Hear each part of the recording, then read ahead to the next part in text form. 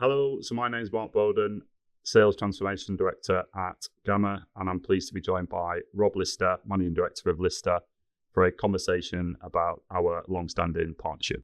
Hello, Mark. Hi, Rob. So Rob, just to start, I guess let's rewind back to how long you've been a Gamma partner. When was it, and how did you come about sort of partnership with Gamma? Oh, well, I mean, we go back all the way back to 2001 when we started. Wow. My brother had recently sold a business, and I'd recently completed an MBA, and the telecoms industry was looking pretty interesting. So we bought ourselves a little outfit in Gloucestershire and used that as a launch pad. You know, we were a team of five selling some Panasonic phone systems and selling some minute packages. And in fact, we partner back to pre-Gamma days, you know, before you were Gamma, to Telia, who you acquired and got yourself launched into the market. So we were buying minutes off you almost from day one in our evolution as a business. And here we are, sort of 24 years later, still doing exactly the same. Wow, the business has changed a lot. Today, we're a team of 35. We acquired an IT company along the way. We're sort of evolving into an MSP. I looked at the numbers the other day. We've probably grown 20-fold since in that period of time. Wow. In terms of sales revenue. But that was from a very small base, so I have to keep that real for everybody. In marketing terms, I think we used to say we were number 2 in the village when we started, and now we're probably number 1 in our region. So we've done pretty well growing the business and just over on that time. Just on that region bit, Rob, one thing I've always admired when I look at Lister is sort of clarity around what it is you are, and who it is you serve. Yeah, because you are quite geographical in terms of your focus area, aren't you? Yeah, no doubt. We're sort of Gloucestershire based first. You know, you drop a stone on the pond of Gloucestershire and then we ripple out, and we've got strong presence in Gloucestershire, good presence in the surrounding counties, and some of our better customers have allowed us to ram raid further afield to that. So we see ourselves very much as, you know, Southwest, South Midlands based company really, and that's where our marketing effort and our customer strengths come into itself. And does that, obviously you've got every sort of market segment from sort of small businesses, micro businesses, right up to sort of larger enterprises in that region. Where is it that sort of Lister we're very realistic about who we are. You know, we're there to serve the small and medium-sized enterprise markets. There are some proper big players out there who do great jobs at enterprise. Yeah. And we have a lot of respect for those guys. We're really good at that, the SME level.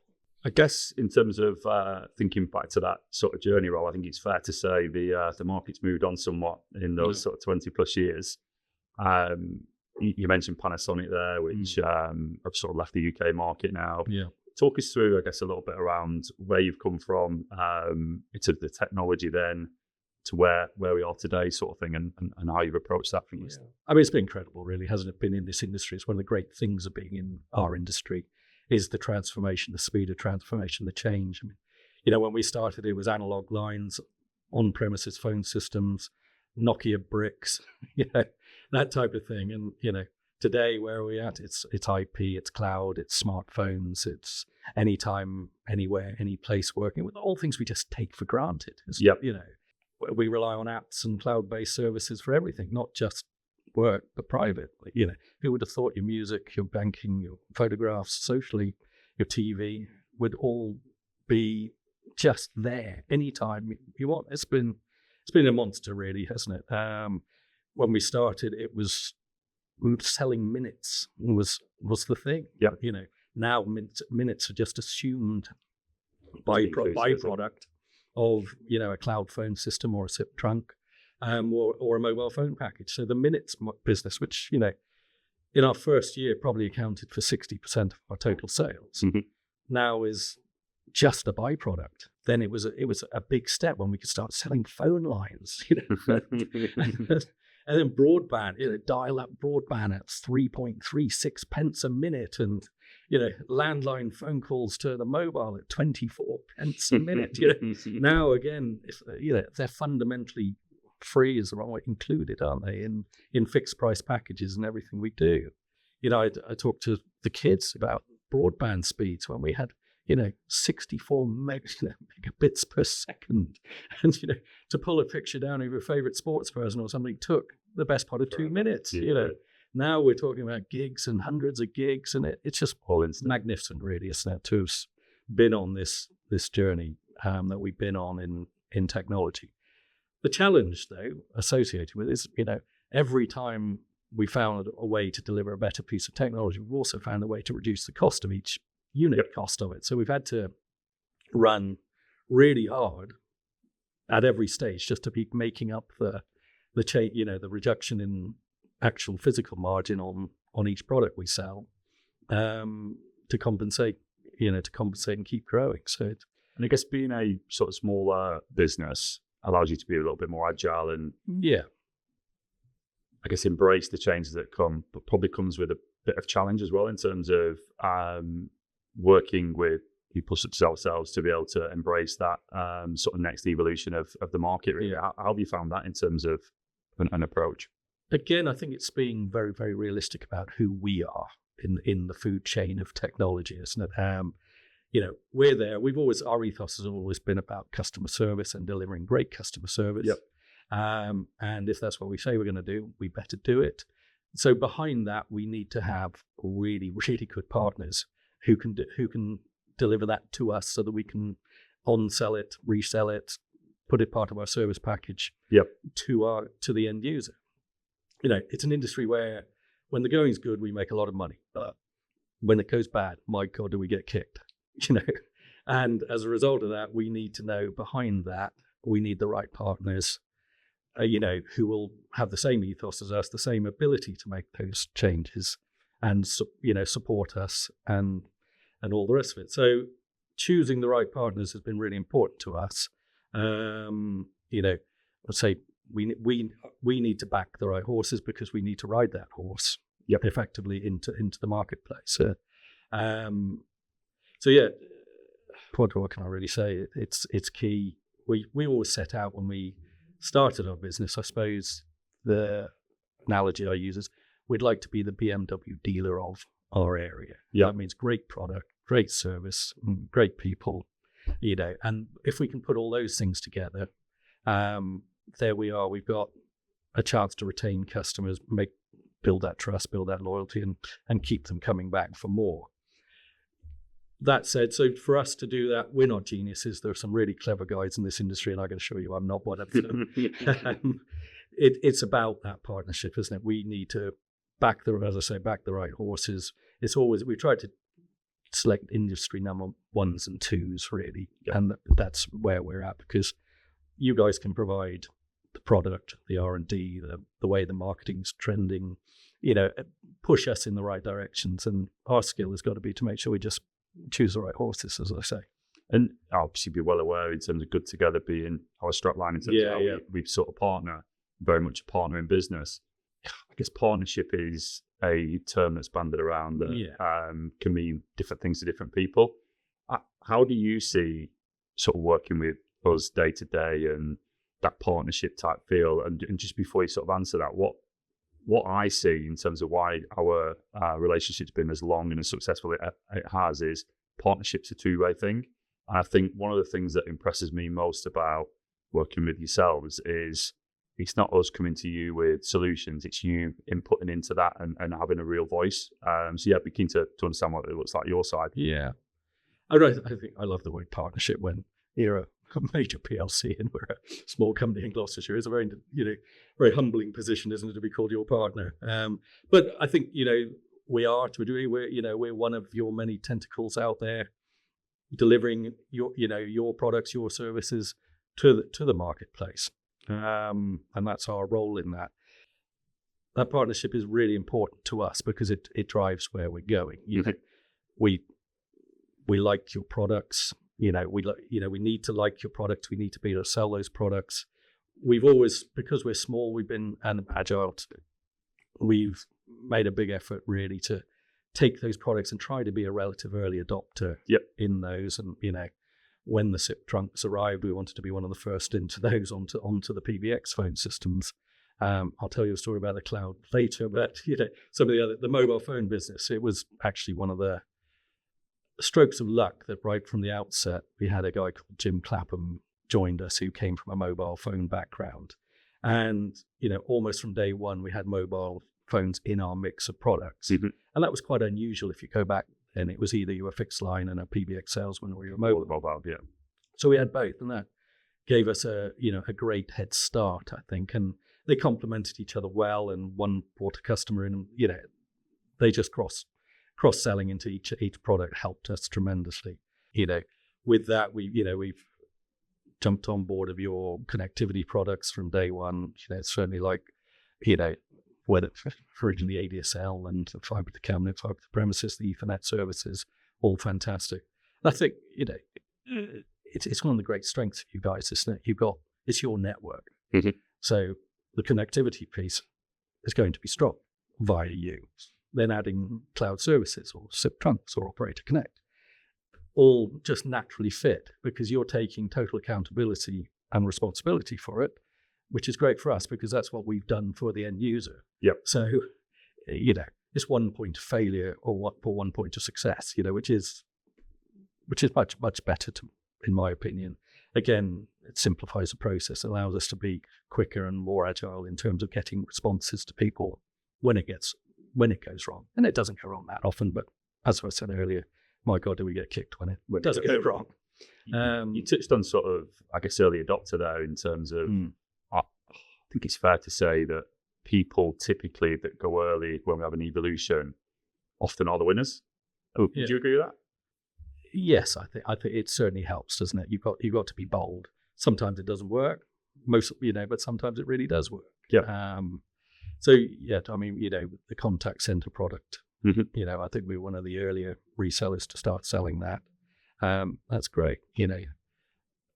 IoT. I know I'm sliding onto. We jumped into that really early, and so we're very much looking forward to when you guys launched that product.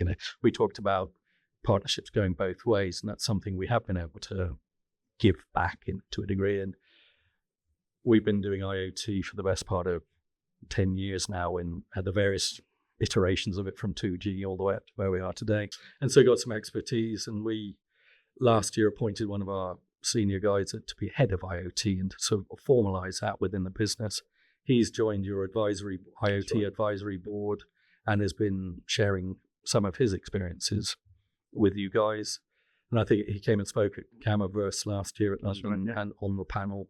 So that, that's a way we can, that's the small way, a small outfit, I guess, can give something back in the circular nation. And I wouldn't say it was small, to be honest with you, Rob. I think ultimately we'll be driven by sort of partners, and a lot of the voice and input that comes back the other way helps in terms of shape sort of strategy from Gamma's side as well. So I definitely challenge you on it being small. It's a massive part in terms of a part of sort of giving back to the partnership. And that offers there to any of your partners who want to get into IoT. If they want somebody to talk to, somebody who's been doing it for a while, we'd be glad to share some of our knowledge directly with some of your other partners. Super. In terms of Gamma's portfolio, so you jumped to IoT, which is an evolving area, which is something obviously we'll be bringing to market later this year. Just bringing it back to sort of, I guess, more natural evolution. We've seen analog to digital. You touched on SIP. We've very much seen a significant shift now from SIP to UCaaS. Invested quite heavily in terms of our UCaaS portfolio, which is quite broad now. Yeah. How have you found that? Because obviously you've been quite quick to adopt some of the newer UCaaS platforms that we brought to market and stuff. How have you found that? Part of that transformation has been extraordinary, hasn't it? I would say today 95% of our phone system business is now UCaaS, cloud-based. There's a tiny residual of old school who still just want that PBX and maybe it's a trunk. But, with the launch of IPEX, that's brought another reason why you don't need to do that into the mix. We jumped on, Horizon has been, it's been a brick, hasn't it? It's been a rock, and it's been part of our portfolio for a number of years now. And, we're big fans of it. It's our number one product. When, if we allow for the Collaborate version 2 dip, It's just been got better and better, and pleased to sell that. I think since you've added WebEx, it's brought it onto a whole new level and refreshed the product tremendously. Mm-hmm. The contact center is a really nice piece to be able to bolt on to that. We've done some, probably not quite as much as we'd like to, but we have some out there and see that as a growth area in the portfolio. And then you brought IPEX, which I'm sure a few people say, well, why have you done that? You've already got Horizon. Well, I personally think it's a great addition. I think it's a complementary product to Horizon because it fills a gap. I think you guys promote it as almost a slightly higher up the food chain answer. I don't know about that, but I think where it's been really, really good for us are in areas like the light license on top of the premium standard licenses has opened up the opportunity to go into schools, hotels. We now have 2 hotels on our books with this. Got a big multi-site vets practice who have an awful lot of operating rooms that just want phones in it. And it's just given us a chance, instead of having to put, a PBX in there because they want a bunch of, a small amount of lines and a lot of low usage extensions in there. We can now put low cost cloud extensions in there. Yep. And so that's been great. The IPEC, payment system on as a service. The PCI compliance. Yes, my brain went simply there. Really neat touch. That's a very expensive piece of decision to make for a lot of companies, but now as a service, it's neat, isn't it? The engineers love it. I got to say that because it's heritage as an old school. It comes out of an old school. Yes. So it does the thing that they just absolutely love, and that's put as they leave the building, you can put it into night service. That is the most important thing to an engineer. Matter, don't they? But it is not just that. It's the short codes and some of the other technical things. The guys love the new Wi-Fi Grandstream deck. All really, really good stuff. So what's been great with that product as a new launch complementary is it fits instantly. I've now got 80% of my salesmen have actually sold at least one already. Brilliant. Which is great. So it used to take them a long time to adopt to new ideas, but they like this. They can see where it fits. The engineers are already fully approved. So good stuff. Good stuff. So Rob, you touched on, I guess, 10 years IoT sort of focus within the business. You obviously got a specialist in the business, which is driving that hard.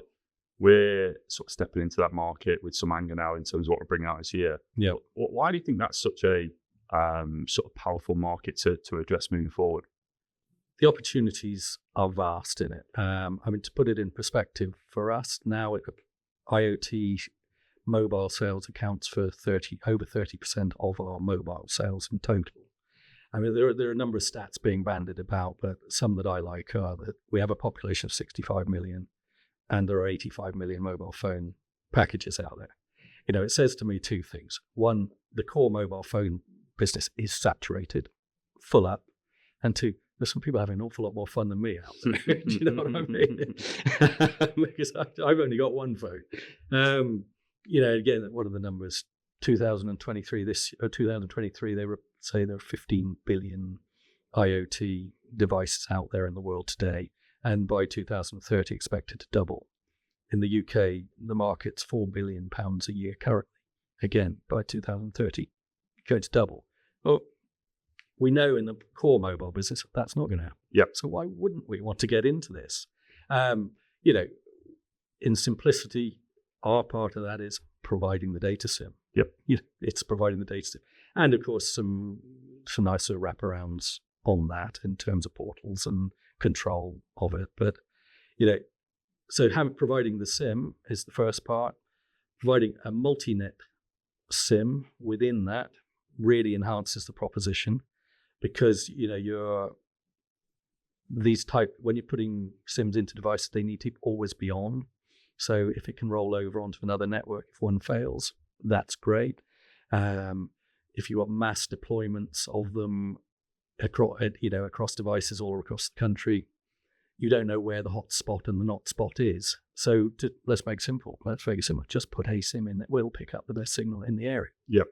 So all fits. And, we're seeing this just in our humble way. The amounts of propositions that have come to us have been really quite different. So we put them in some big wind farms and those big windmills to be able to report back whether they're working or not. All that digital signage you see down the motorway, they've got sensors, so they can update their messages. Yep. They flash a new message into the sign. What else do we have? Lots and lots of tablet-based solutions. If you're sending your engineers or your salesmen out who need to all across the country or around the region and need signals, you can improve your processes tremendously by being able to get signals. Do you see the engagement being any different in terms of who you're engaging with from a customer perspective as part of that? Yeah, definitely. I mean, there are probably two marks. There's, as one of my our head of IoT, Tom Blunson, would say, they're fish and fishermen within it. The fish are the end user customers who are probably companies who are using tablets as an end solution and are sending them out as part of their process for their team.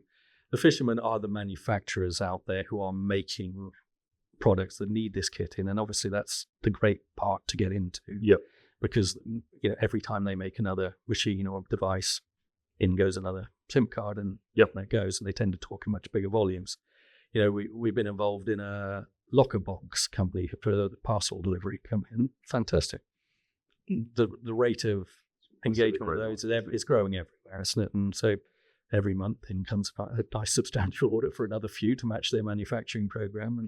And so you've got to look at it, trying to get into that market is very different to persuading somebody effectively to improve the tech a little bit, to finding the partners who are going to shift big volumes of. But it's clearly happening. So yes, different guys, different sales approaches needed for them. And I guess more just to take a step away from sort of product, and sort of back to the partnership and things like that. One of the other sort of standouts for me is how you've engaged from a campaign marketing perspective historically. Again, in that spirit of partnership, working sort of in tandem with our marketing team is something that you've sort of really latched onto, isn't it? Yeah, absolutely. I mean, I've always loved marketing and recognize, that's what we have to do to get ourselves known in our area. So it's a real bonus, isn't it, to have someone like you guys and your team come in and give us that, that proper welly to have those tools, that access to accelerate, with all the case studies, sales collateral, marketing collateral, social, campaign management tools available to us, has been really good to integrate with what we do anyway, giving us a big lump. We're very, very, very pleased that I think we were marketing partner of the year in 2023. And appreciate the funds that are made available to being a gold partner. We've tried to use that, innovatively and positively along the way. We've used it for a lot of local PR in Punchline, which is a Gloucestershire-based business magazine. So we've put a lot of spreads about Gamma and ourselves in there. We did a series of webinars 2 years ago on Contact and on Verizon, and actually the big switch off and all those changes, which again was co-funded by you guys. This year, what did we do? We made a series of videos which we've used on our social media and our website, largely on IoT. So hurry up and get the word out there. And we've used it to buy lots and lots of stash to help our branding with our customers. Which, Mark, you're pleased to know, I have brought you one of our things. Here you are, a bucket hat. Now, I've introduced this, haven't I? You're going to have to wear it now. I don't know how long the video will let us wear it for, but, as an Englishman, I think, a bucket hat epitomizes us far more than the baseball one. So here we are, Gamma and Lister Communications on brand in there. So, yeah, your marketing team, it's a nice touch. It's a really useful touch. And, I really challenge anyone today in our business to not to be using it properly, because the old days of door knocking, collecting comp slips, they're gone, aren't they? cold calling, telemarketing has fundamentally gone. Yeah. You know, we're all having to look at new, innovative ways to get to market. And it's not going to, you know, all the old methods have gone. So we need creativity, and we need continue evolving, you know, to continually evolve. And so, again, being the small end of this, we appreciate the expertise that you can bring, and because of the scale you can bring to it. Yep. So Rob, you touched on sort of gold partner status, which obviously came through the involvement of the sort of relationship and partnership we've got. What does that mean to you in terms of your ability to market that out? How powerful would you see that as being a sort of status for Lister? We're really proud to have achieved that. You know, it takes a certain amount of accreditation and then obviously a certain amount of experience and a certain amount of volume to achieve those things. We use it actively within our sales pitch and the promotion of the company, because it's a reassurance, isn't it, to those customers of ours who are looking at, even if they aren't quite sure who you and we are somebody of quality, and it's been assessed by a proper company to get us there. So it's an important part of our marketing pitch. We think it's something that, you know, we should promote. We've never wanted to white label our products. We wanted to go out with the power of our name locally and our partner's name on the big picture, so that they know who we're representing. Yep. And this creates that certainty that we're not just representing you, that we can actually represent you guys really well, and in turn they're going to get that much more likely to have an excellent service. So sort of 20 plus years in partnership then. Yeah. Looking forward to hopefully a long-standing 20 plus years sort of moving forward. How do you see sort of the future in terms of the partnership, Rob? I can't see things changing particularly, certainly not disappearing. Yep. You know, as you keep evolving and you keep bringing new products to us, why wouldn't it keep growing together? We've had a lot of fun. We've had a lot of fun with you guys over the years. You know, I think back I remember way back when one of your first account managers came to visit us. He tried to tell me that cloud communications horizon was going to be the answer. It was going to change our world, you know. And we laughed. I mean, we just mocked him. We were a bunch of country boys from Gloucestershire, barely got enough internet to do anything. And the thought of handing over our comms moving our comms onto the internet was just too far-fetched for us. So we laughed at him and said, not a chance. How wrong we are. And here we are today. You know, as I say, UCaaS represents 95% of all our sales in that part of the business. Yep. And so, you know, we live and learn. And, bringing that full circle back to what you asked, I think that's why we will continue to want to partner you guys, because you're going to continue, we hope, to bring new, good, fresh ideas for us as the market keeps evolving, for us to resell and put into our service packages. You touched on the sort of fun we've had along the way. Yeah. And I know you sort of get massively enthusiastic and come to a lot of our events, whether it's sort of regional dinners or some of the more social events that perhaps are overseas and things like that. How important is that to you as part of the sort of relationship and partnership? I think it's really important. And why? Because I think this is probably where we share quite a lot with you guys in terms of ethos. It is about fun. It is about people. It is about personality. You know, behind the minute or the internet connection, they're fairly generic products. So how are you going to differentiate yourself? And I genuinely believe, based on personality and having fun, is one of those ways that your customers like you, remember you, and give you a little more latitude for things when they don't go quite right. And I think there's been very much, the outlook of you guys and the types of account managers and people like such as yourself that we met along the way, and to build those relationships and make them stronger. Of course, having a bit of fun along the way helps, doesn't it? You know, the golf and poker events that you've held for many years. I've tried to attend as many of those. I think in the last 2 years I was part of the winning team and also the wooden spoon team in the golf. So I had both spectrums of this. We won't talk about the regional dinner too much, though. No, we won't talk about one of your regional dinners. But I do still have a lovely souvenir that one of your team managed to find for me in there. So yes, lots and lots of fun, and some of the trips you've done. It all adds, doesn't it? our current account manager, am I allowed to mention Lucy? And Lucy Taylor has been fantastic with our sales team, in particular taking those guys out, and sometimes including some of the customer services team too. So really getting into the bones of the business as well. And it's not just a joyride for me. It's one for the team and particularly the guys who do so much of the work. So I guess, Rob, just to sort of finish the conversation then, if I was to think about sort of listening to what you said today and where Lister are focused, is to pick two areas that are sort of core IoT, clearly comes across loud and clear. Mm-hmm. You've invested from a people perspective. It's not something we're just looking at now. You've done it for sort of a good number of years. Is it fair to say that sort of SIP to UCaaS and that evolution is the sort of the other sort of core focus for you as a business? Oh, definitely, yes. I mean, moving people, and we've got to get the internet right, the connectivity piece right. Let's get them all off the old internet connections onto fiber to the premises, Ethernet circuits, and then add some proper UCaaS to it. I don't have a phone on my desk anymore. Why do you need all those bits? We want to be able to work anywhere, anytime, any place, off any device, don't we? And UCaaS makes that all possible for us. Super. I just need to say thank you for your time this morning, Rob. Hopefully you've enjoyed this sort of conversation, and look out for sort of further conversations with channel partners as we move forward. Thank you.